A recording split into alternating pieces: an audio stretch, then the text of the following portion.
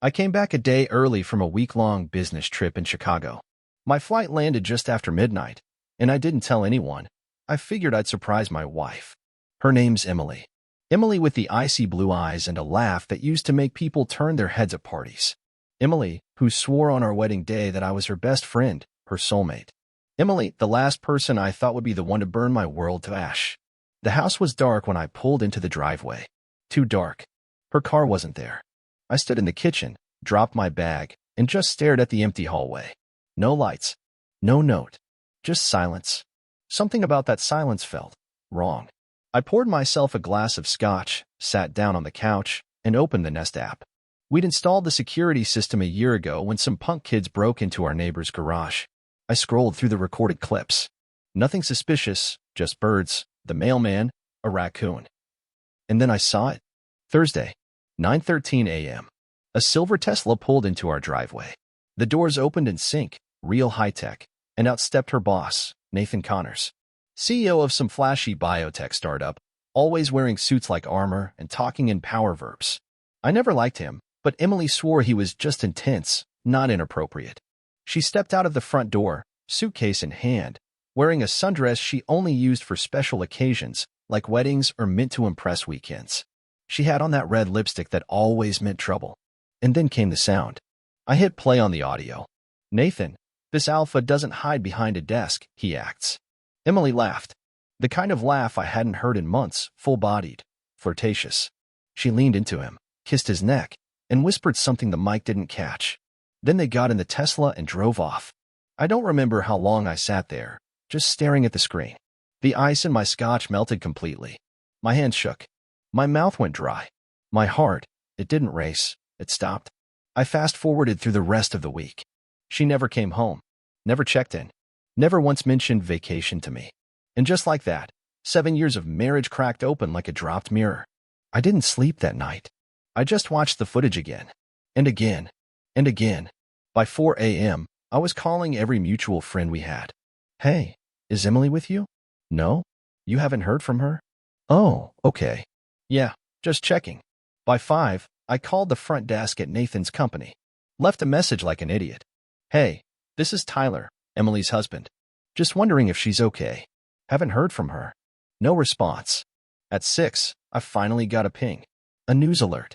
Biotech Solutions acquired by Apex Gen. Brokered deal shakes market. I clicked it open and nearly dropped my phone. Sources confirmed the deal was pushed forward and finalized by Apex Gen's new acquisition consultant, Tyler Grant, a strategic move by the so-called weak man rumored to have lost out personally to biotech's now former CEO, Nathan Connors. Yeah, that was me. The weak man. But guess what? That deal made me 7 figures richer. Because while Nathan was off playing alpha with my wife in wine country, I was brokering the buyout of his entire company. A deal he'd never see coming. But none of that mattered at 6 a.m. in my quiet living room, staring at the paused image of my wife kissing another man like I never existed. It wasn't about the betrayal. It was about the performance. The way she smiled. The way she chose him. Publicly. Boldly. Like I was nothing more than a stepping stone on her way up. And worst of all, I knew this wasn't new. This wasn't a mistake. This was a decision. A deliberate one. I stood up, glass still in hand, and whispered to myself, all right. If this is war, then let's make it biblical. The first thing I did was call our lawyer. The second, I packed a go-bag. The third, I hit record on everything. Because if Emily wanted to be ruthless, she forgot who taught her how. I didn't go to sleep. I couldn't. I felt like my skin didn't fit anymore. Like my own house had turned on me. Every picture on the wall, every piece of furniture we picked together, it all felt fake, poisoned by her lies. By mid-morning, I wasn't pacing anymore. I was digging. Phone records, email syncs, old texts. I hadn't snooped before. I was the type of guy who respected privacy. That version of me died around 2 a.m. At 11:46 a.m., I hit gold. Her iMessage backup had synced to our shared iCloud account. I didn't even know it was still active. But there it was. A thread with Nathan, saved under in briefcase. The first message was 2 months old. Emily. Tyler is going to Chicago that week. We'll have the house. The next made my blood run cold. Nathan. Perfect. I want to see how that little kitchen island feels. My kitchen. My goddamn granite countertop. The text went on. Weekends with the girls were weekends with him. Business dinners were hotel nights. She lied like it was a second language. Emily. He's sweet, but soft. He doesn't get it. Nathan. Weak men don't hold the line. You deserve someone who takes what he wants.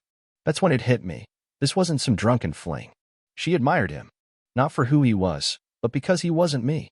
I printed every message, screenshotted every picture, filed it neatly in a manila envelope labeled reality. I don't know why. Maybe part of me wanted her to see the evidence all in one place. Maybe I needed the weight of it in my hands to believe it was real. Around 2 p.m., she called me. I stared at the screen. Emily read heart. Still had the heart. I answered. Hey babe, she said, voice casual like she hadn't disappeared for 5 days. Just checking in. How's Chicago? My jaw clenched. Oh, it's great, I said flatly. Rainy. Quiet. You know how it is. There was a pause. Wait. Are you home? Silence again. Tyler, I told you I was going to Napa with the girls. You told me a lot of things, Click. She hung up. I sat there, phone still in hand, waiting for the next move. She didn't call back. No texts. Not even an excuse. She knew. She knew I knew. I don't know what I expected. Guilt? Panic? A desperate apology? Instead, I got an Uber notification an hour later she was on her way home. And with that, the stage was set. I poured myself another drink, lit a cigar I'd been saving for our anniversary, and waited for the front door to open. Because if she wanted to lie to my face, I was going to give her the full opportunity. This wasn't heartbreak. This was a gathering storm. And I was the eye. The door opened like a scene from a cheap drama, smooth, casual, but weighted with all the wrong energy. She stepped in wearing a white sundress, the same one from the footage. Her hair was pinned up. She smelled like hotel soap and Chardonnay. No shame in her eyes. No fear. Just that annoying, smug calm she always wore when she thought she was in control. Tyler, she said with that fake surprise, like I'd ruined her little fantasy by being home too early. Why didn't you tell me you came back today? I didn't answer right away. I took a long, slow drag from my cigar and let the smoke hang between us like a curtain. She dropped her tote bag by the couch. You've been drinking? I laughed. Cold. Hollow. What gave it away? The glass? The fact that I'm sitting here watching our marriage catch fire? Her smile faltered. What's that supposed to mean? I picked up the manila folder from the coffee table. The one labeled reality. This, I said, handing it to her, is what it means. She opened it casually, too casually, then paused. Her eyes scanned the pages. Texts, screenshots, location history, audio from the security camera, a full dossier on her betrayal, color-coded, time-stamped. You went through my phone? She asked, tone flipping from fake innocence to righteous indignation in half a second. You went through our marriage with a bulldozer, I said. Don't act like the victim. She tossed the folder onto the couch like it offended her fingers. I was going to tell you, she muttered. When? I asked, standing now, heart pounding. Before or after your boss rearranged our kitchen island? Her jaw clenched. Don't be dramatic. You lied to my face for months, I snapped. And you brought him into our house, Emily. You were always gone, she said, raising her voice now. You never looked at me like he does. I blinked. That was it. That was her explanation. He sees me, she said. He doesn't treat me like I'm fragile. Oh, I see you just fine, I said. I see the lies, the manipulation, the performance. She crossed her arms. So what now? You want a divorce? Is that it? I stared at her. This woman I once swore to protect. This woman who had just spit on everything we built. You know what hurts the most? I said, stepping closer. You didn't even try to be careful. You wanted to get caught. You wanted me to see what a real man looks like. She scoffed. You're being pathetic. That word. Pathetic. The final spark. I didn't raise my voice. I didn't throw anything. I just leaned in, calm and razor sharp. Nathan's company? The one you ran off with him to save? I brokered its collapse while you were sipping wine in Napa. Her eyes widened. Yeah, I continued. Your alpha? He's jobless. His company's gone. Bought out by the weak man you spit on. Her mouth opened, then closed. She had nothing. You didn't just betray me, I said. You bet on the wrong future. She didn't speak. Not a word. She turned and walked up the stairs, slamming the bedroom door behind her. And me?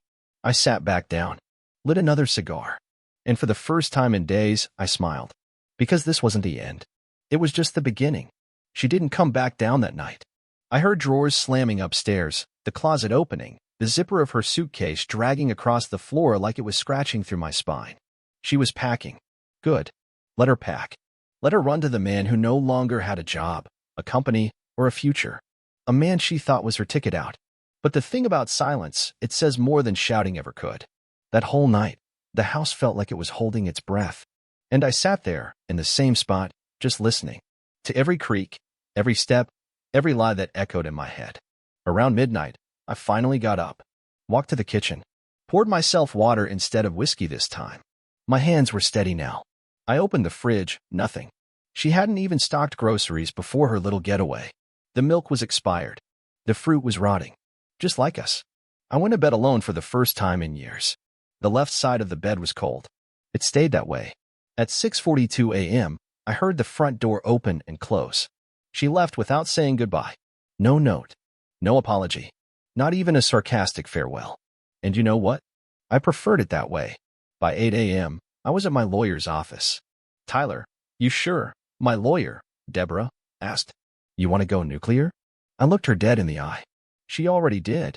I'm just pressing the button, she armed. We filed for divorce the same day. I handed over every screenshot, every message. The footage. The audio. It was airtight. California's no-fault divorce laws be damned. When someone torches the house, you get to point out where they lit the match. By noon, I was calling movers. By 2, I changed the locks. By sunset, her number was blocked. But grief doesn't knock politely. It kicks in the door after the adrenaline fades. That night, as I stood in my kitchen, I broke. Quietly. No sobbing, no collapsing. Just a slow, steady burn from the inside out. I thought of the vacations we never took because we were saving. The nights I stayed up helping her prep for presentations. The anniversary dinner she forgot, but I forgave. All of it. Gone. Wasted? Maybe not. Because something was shifting inside me. Something solid. I wasn't weak. I wasn't pathetic. I was a man who'd been lied to, used, humiliated, and I was still standing. Still breathing. Still planning. At 11:09 p.m., my phone buzzed. A private number. I answered. Her voice. Shaky. Tyler. I made a mistake. I didn't say a word. He's not who I thought he was. I thought I needed someone different, but still nothing from me. I thought you'd fight for me. That was the moment. That was when I finally spoke. I did fight for you, Emily. I fought every damn day while you were busy practicing your moans for a man who wears loafers without socks. You want me to fight for you now? Against what? Your own mess. Silence. Then, can we talk? No, I said, and hung up. That was the last time I heard her voice. And somehow, it finally felt quiet. Not the kind of quiet that haunts you. The kind that tells you you're free. 2 days after I hung up on her, I saw her again. It wasn't planned. I was picking up coffee downtown, a place we used to go together. Stupid me, still going to the same spots, thinking the world wouldn't shove her back in my face so soon. But there she was, walking out of a boutique, sunglasses too big, heels too loud, and her new man trailing behind her like a kick dog. Nathan. Only now, he didn't look like the high-powered CEO from her fantasies. He looked tired, disheveled, deflated, the kind of man who just lost everything. Our eyes met, hers and mine. She froze. He didn't even notice me, too busy arguing with someone on the phone. I didn't say a word, didn't even stop walking, just passed her like she was a stranger on the street. But as I stepped past, she muttered it, almost under her breath. Tyler. I didn't stop. She didn't follow. That was the real goodbye. Later that night, I got a message from one of her friends. Amanda, the type of woman who thrived on drama like it was oxygen. Amanda just wanted to say I'm sorry. We all knew something was off. Emily wasn't herself. She's not doing great. I didn't respond. I didn't care. She'd chosen her path. She wasn't spiraling, she was crashing. And I wasn't about to toss her a parachute.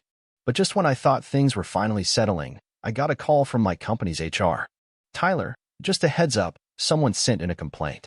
Anonymous. Claiming you used insider information to make personal gains off the biotech acquisition. I sat back in my chair. Stared at the ceiling. Of course she would try to drag me down. I spent the next 48 hours untangling the mess. Meetings. Emails. Documents. Thankfully, everything I did was above board.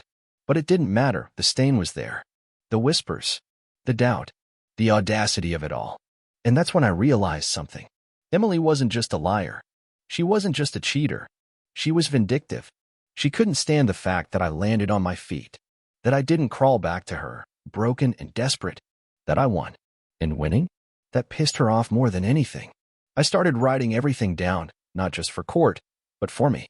A record, a timeline, a reminder. Because sometimes, when the nights got too quiet, part of me still asked the dumb questions. Was any of it real? Did she ever love me? Could I have stopped this if I paid more attention? But then I'd read back the messages, the surveillance, the things she said, the way she smirked when I confronted her. And I'd remember, I didn't lose her. She lost me, the only man who ever really gave a damn.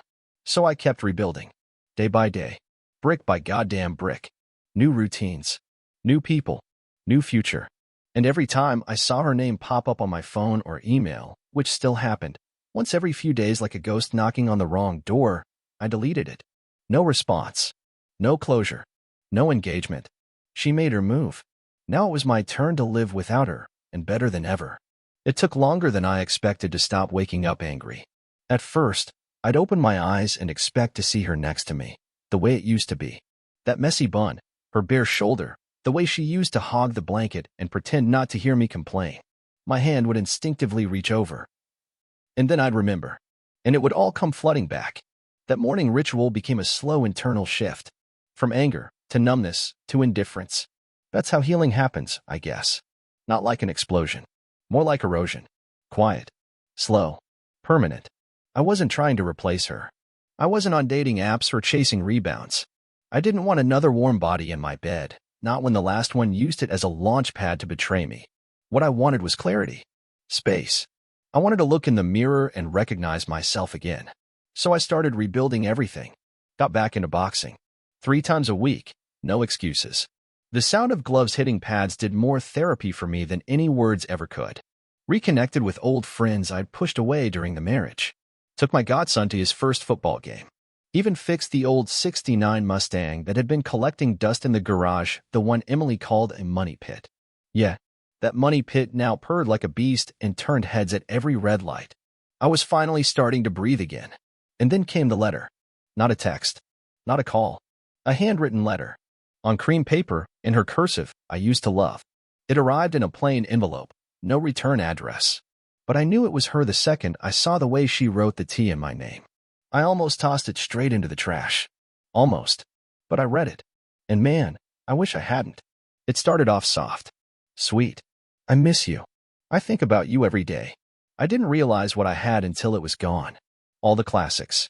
Then came the twist, the part where she spun her affair into my fault. You were always so focused on work. You stopped looking at me like a woman. I needed to feel wanted. She still didn't get it. She wasn't apologizing. She was justifying. That's when I laughed. Out loud. Right there at my kitchen table. She really thought a 4-page letter would undo what she did? That scribbling, "I miss your laugh," would erase the image of her kissing that man in our driveway? I didn't respond. Instead, I folded the letter, walked it out to the backyard, and burned it in the fire pit. Watched the flames curl around her words and turn them to smoke. Gone. Like her. I felt nothing. And that scared me, but also, it set me free. That night, I slept better than I had in weeks. And for the first time in a long time, I didn't dream about her. Didn't wake up reaching across the bed. Didn't wake up angry. I woke up, peaceful. And that's when I knew. She no longer lived here. Not in this house. Not in this mind. Not in this heart. She was a lesson now. Nothing more. It was a Friday night when the past tried to claw its way back in. But this time, it wasn't Emily. It was her family. Her mother, Diane, reached out first. A voicemail. Soft voice. Polished words. The same tone she always used when she was trying to seem gentle while hiding a knife behind her back. Tyler, I know things have been difficult, but we'd love for you to come to dinner. Just a casual thing. No pressure. I listened to it 3 times. Each time, I found myself laughing harder. The woman who once accused me of holding Emily back now wanted to have dinner? I should have deleted it. Instead, I went. I don't know why. Maybe it was closure. Maybe curiosity. Or maybe I just wanted to look every last one of them in the eye and show them that I survived. That the man they expected to crumble was still here, sharper than ever. They lived in a gated neighborhood where every house looked like a country club that forgot its soul. Emily's sister opened the door. Rachel. Always judgmental, always sipping something. Tonight it was white wine. "Oh, you actually came," she said. "Disappointed?" I asked, brushing past her. The dining room was full, her father, 2 uncles, her cousin, Rachel's husband, and then Emily walked in from the kitchen. She froze when she saw me. I didn't flinch. "Tyler," Diane said with a rehearsed smile, "we're so happy to see you." "You shouldn't be," I replied calmly. "But let's eat." The food was overpriced nonsense. Truffle this, balsamic that. I barely touched it. I was watching, listening. Everyone acted like this was some kind of reunion episode. Laughing, toasting, telling stories like nothing had happened. Then halfway through the meal, Emily raised her glass and said, "My lover sees me as a trophy. You see me as a problem." Silence. Real, heavy, ugly silence. Her father looked down. Diane forced a laugh. Rachel smirked like it was entertainment. And me? I stood up, pulled my keys from my pocket, laid them on the table, car, house, everything, and said, "Trophies belong to winners. You all just lost." Then I walked out. I didn't slam the door, didn't shout, didn't cause a scene. I just left, clean, silent, done. The messages started immediately. "Emily, that wasn't fair." "Rachel, wow, drama king much?" "Diane, we were trying to make peace." I blocked them all. They weren't looking for peace. They were looking for permission. Permission to rewrite what happened. To pretend they hadn't enabled her. That they didn't know. That they hadn't laughed about it behind my back. But here's the thing. I don't need their peace. I've got my own. In the quiet of my own space. In the way I sleep now, heavy, undisturbed. In the plans I make that don't include compromise or betrayal. They had their chance to be part of my life.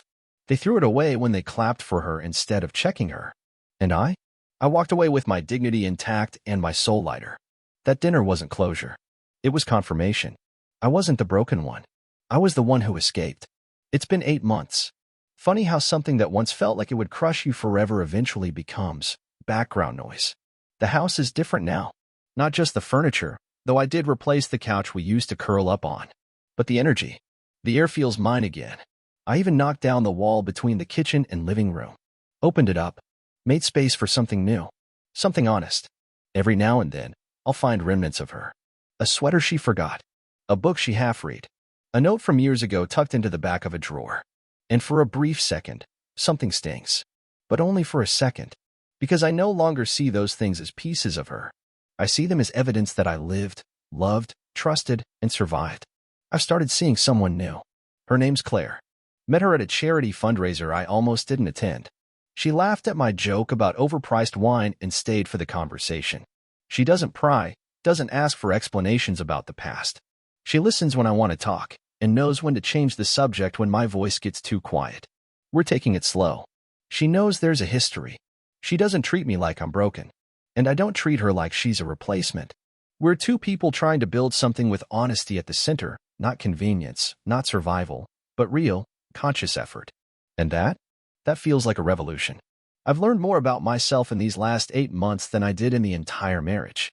I learned that love isn't about grand gestures or perfect smiles. It's about consistency when no one's watching. I learned that betrayal doesn't come with warnings. It comes with charm and excuses and laughter that doesn't reach the eyes. But more than anything, I learned that losing someone who doesn't value you isn't a loss. It's a release. I was never supposed to carry her baggage. I just thought I could fix her emptiness by loving her harder. But some people don't want to be saved. They want to burn things down and watch who runs into the fire after them. And I did. For a while, I ran into that fire willingly. But I walked out of it, scarred and stronger. Not everyone gets that chance. Some stay burned. So, if you're reading this, if you're sitting in the dark wondering what the hell just happened to your life, wondering why the person you trusted most became the person who hurt you deepest, let me say this. It's not your fault. It's not because you weren't enough. It's not because you didn't try hard enough. It's because they were never built to love the way you love. And their destruction is not your inheritance. You can leave the ashes. You can rebuild. You can thrive. You might not believe that right now, and that's okay. But one day, you'll look back and smile at how far you've come. And when you do, you'll know that everything you lost was nothing compared to everything you found.